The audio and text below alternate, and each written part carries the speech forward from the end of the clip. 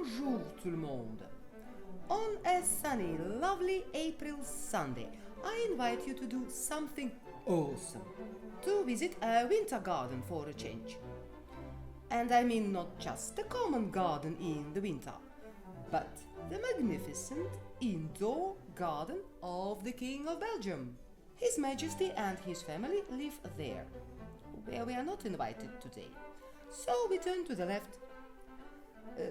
The life of a king is not so easy as it seems. They have so many obligations. To follow the trends, for example. In 18th century, every noble garden had to have orange trees in containers, and the building called orangerie with a lot of daylight inside to store them in the winter. This one was built for the first king of Belgium, Leopold I. His son Leopold II had to follow the trend of the 19th century. Palm trees in the garden.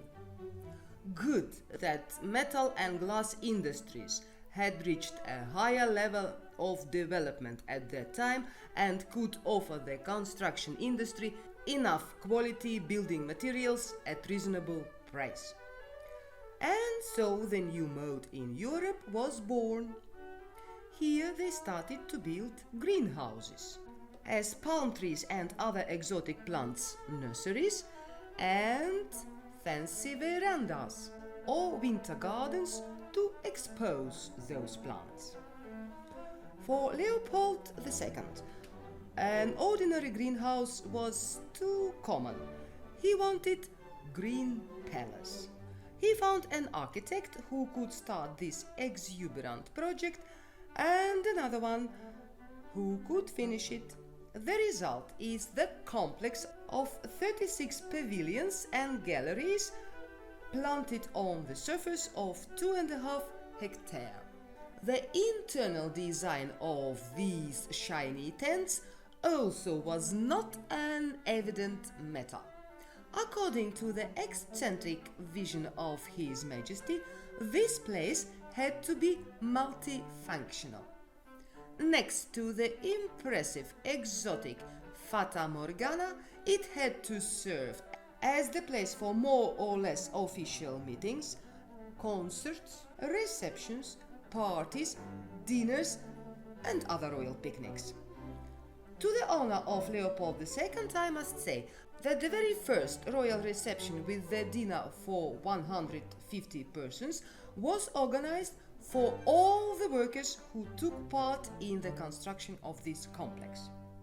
Well, the person responsible for the planting had a rather complicated task: to plant as many as possible far out and noteworthy plants from Africa, Asia, South America, make them very good notable, but they may not stay in the way of other important activities.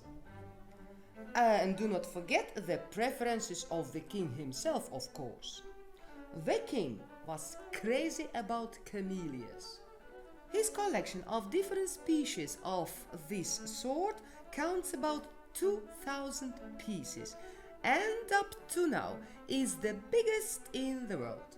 These aristocratic trees have their own greenhouse with no public access. We can see only a few, but the most impressive exemplars of this magnificent plant.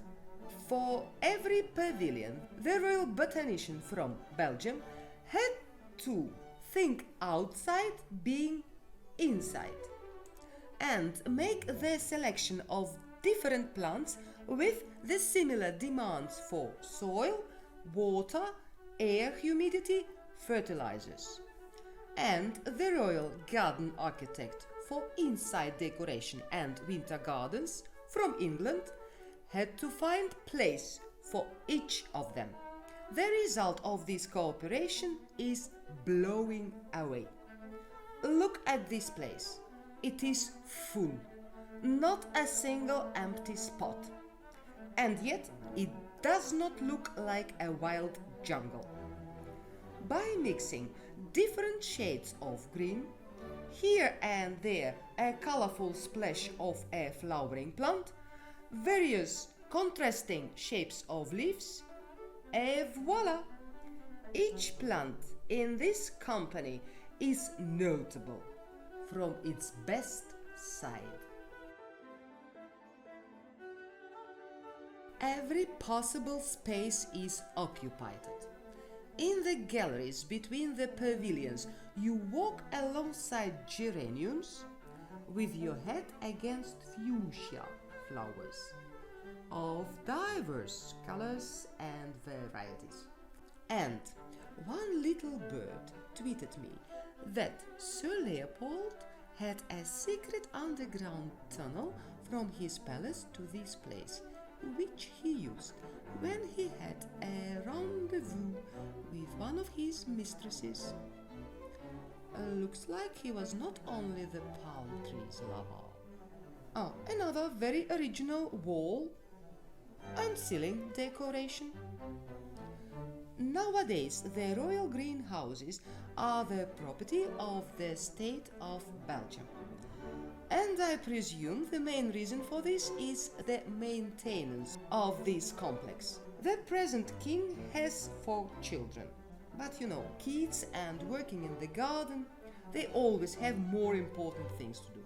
To take care of this place and the huge park around it, there is a team of 60 full-time gardeners.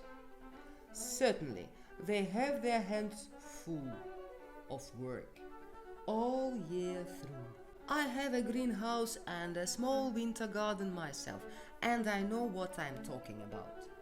In nature, the rain gives water to the plants, the wind blows dead leaves and flowers away, and monkeys remove dead branches by misfortunately hanging on them. In the inside garden, all these must be done manually. Most of the trees and the perennials here are more than 100 years old. You shouldn't say this looking at them. They are green, fresh, vital, glittering, beautiful work. Fabulous place. Now I do understand why it is considered as the most beautiful winter garden in Europe. Exceptional building, remarkable plants, unique indoors design, superb, kingly place, which makes me feel queenly. Thank you, Your Majesty Leopold II, that you did not spend all this money on a stupid war, but on the creation of this drop-dead gorgeous monument. Each year, for 20 days, from the end of April up to the beginning of May, it is open for public. If you are occasionally in Brussels around this time of the year, by all means go and have a look at this green jewel of Belgian crown. À la prochaine, mes amis!